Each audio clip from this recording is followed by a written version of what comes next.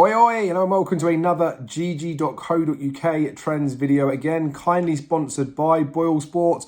Members of the YouTube channel will have had early access to this, but all our content is free and available to everybody. And it's a little bit of time now until the derby gets ahead, right? I'm recording this on the 12th of May at 6 o'clock, so prices that are quoted in this video are correct at the time of recording.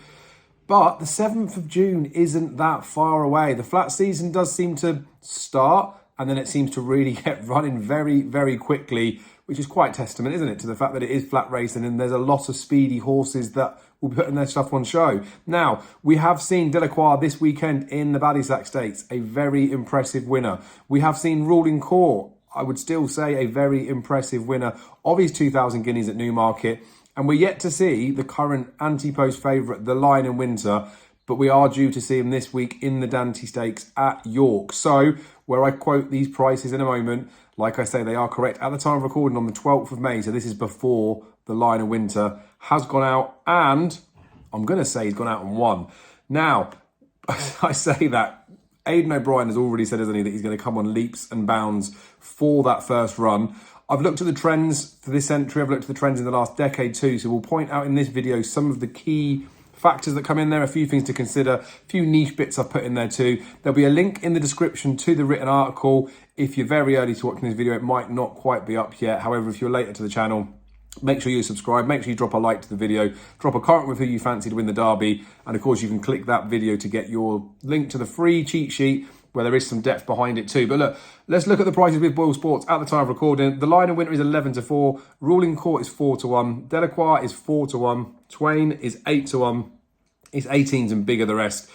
It does look like a very good year for a derby. We've had some of these in the past, and I don't want to say that they haven't delivered, because they always do. There is no bad horse that's won a derby. But I seem to remember the good old days of watching a derby with my old man and my family. It felt like you sort of knew before the race who's going to do well. It always seemed like someone in the household had the winner of the derby. And I think price-wise as well, we'll come on to that when we do this video, it did seem to be a little bit easier than we've had in some recent run-ins. I think we've had 4 double-figure priced winners in the last 8 renewals. Of course, 2 of those were Aidan O'Brien, so we feel like foolish to not back those. I think the other 2 were Charlie Appleby's as well. So again, top trainers are winning the race, even if it's not necessarily their top horse. But I did look at that too when I looked at these trends. I did look at the officially highest rated runner in the field versus everything else. How well have they performed? So let's crack on with those top line trends that are in there. It's really exciting. I know this one is going out early for people that are watching it, but it's such a big flagship event.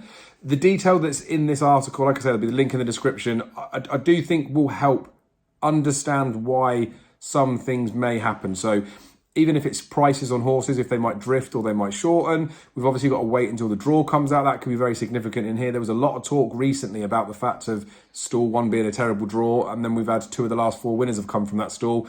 We've never had a winner out of stall 2 since gates were introduced in 1967. So is there a genuine reason to think, well, we've had 2 winners in the last 4 years, it's no longer a problem anymore? Or should we be going back further and thinking to ourselves, well, actually, I think that's something to consider. And all those pieces that go in there, you can use these trends and facts to basically prove anything. You can use it to suit your narrative if you want to, but they are interpretable. So the way that I may look at something and say this is a positive or a negative, someone else may say in this particular instance it's not because of X, Y, Z. So you want to couple a few things together. But we'll talk about the top line trends. And then, as I say, you can go and check out the article to find out a bit of a deeper dive as to what things may be of interest to you in there. So the top line trends, draw doesn't matter like it used to. Preference would still be away from the inside though. So the stalls that are drawn, obviously you would expect most derby winners or derby runners to take their chance in there. But if a non-runner is there, the stalls move down. And with that considered, winners drawn in the lowest 3 stalls are 3 from 25 this century. And 2 of those, like I say, came in the last 4 renewals. Drawn in the highest 3 stalls is 4 from 25, so not much of a better strike rate, and only 1 in the last 10. So, you know, people are saying you don't want to be on the inside. You don't really want to be on the outside either by the looks of it. However, if we look at horses that are drawn in stall 7 or higher, that's found 17 winners and 8 of the last 10.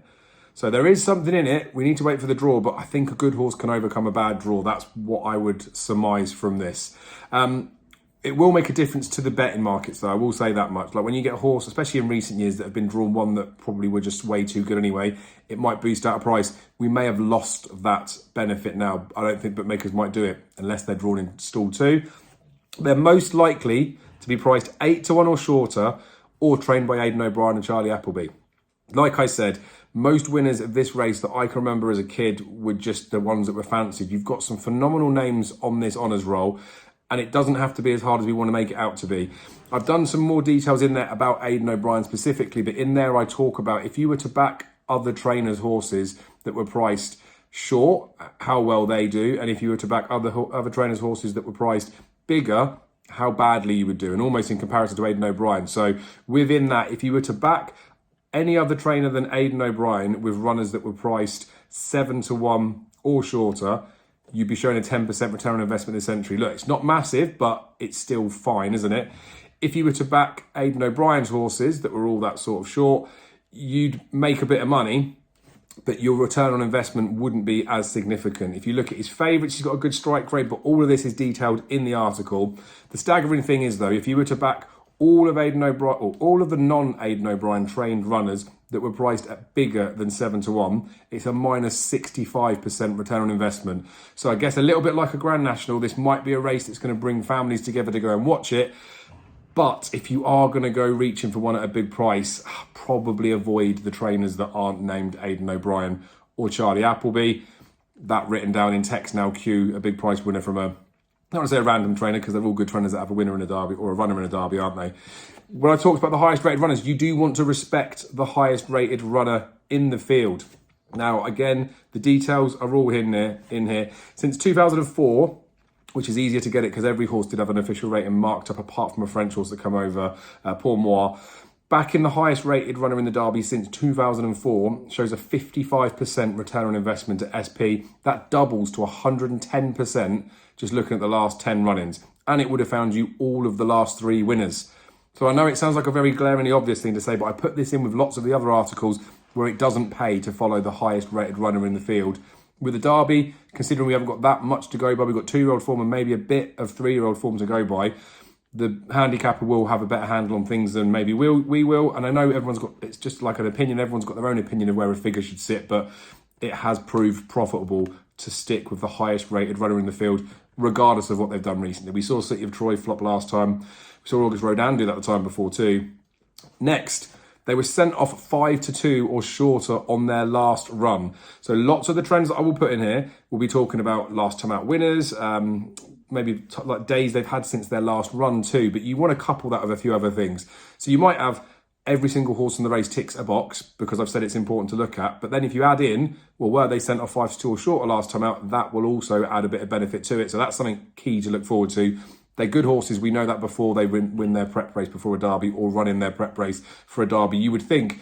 But being sent off 5 to 2 or shorter is, again, probably subjective in the fact that if they've run a listed race or they're running a Group 1, the price of their chance will be different, won't it? But that's a trend that has been useful over both periods. Probably has been beaten in their career. I guess I feel like if I had to just guess, and I think most people would say this, you'd imagine a Derby winner to be a horse, a champion that's never been beaten, but lots of them have been beaten in their career. I was surprised with how many have been beaten in their 2-year-old career too, but even the ones that were unbeaten in their 2-year-old, again, like a City of Troy, they've gone and got beaten as a 3-year-old. Their main aim as a 3-year-old is the Derby, isn't it? So you can forgive horses being beaten in their career and you would almost expect it. And they have recorded an RPR of at least 112. Now, loads of horses did this in their 2-year-old career, but across both years, either as a 2-year-old or on that start as a 3-year-old, or however many starts they've had, they should have recorded an RPR of at least 112.